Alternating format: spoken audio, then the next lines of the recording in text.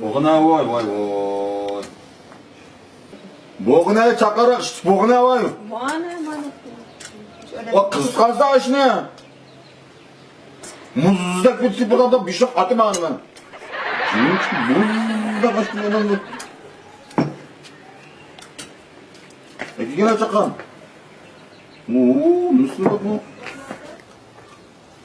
İstersen tabak etmesin. Sırkılırımı yok mu ona kadar. Bunu yemem bunu.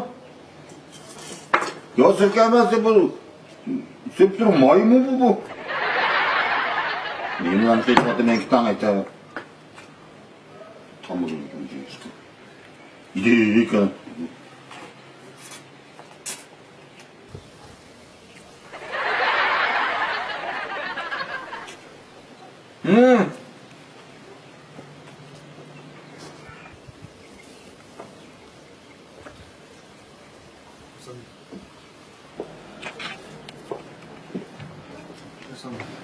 Assalamualaikum warahmatullahi wabarakatuh.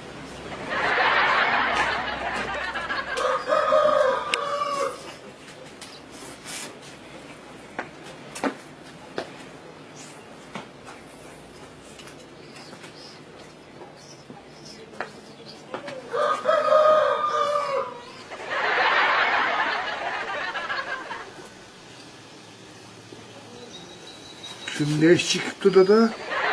Ben çektim koy. Çıkana bakın ha. Şimdi iş çıktı mı? Oyna.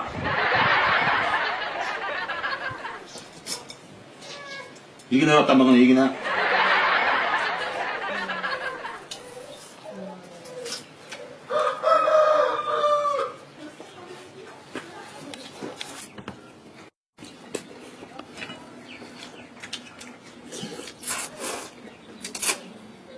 Bere.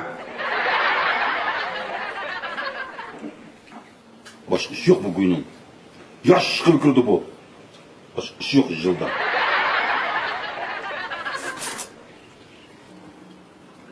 Koray sana yememse?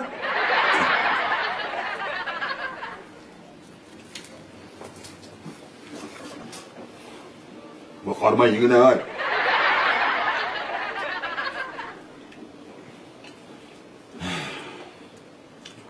Ya mantan eklet gene bana.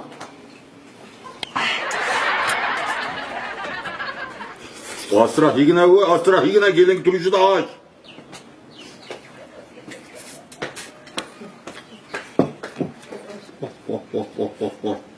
Bu yamancık işlep kettin koy, işlep yiyilip git varsa koşsun iş ket, ye.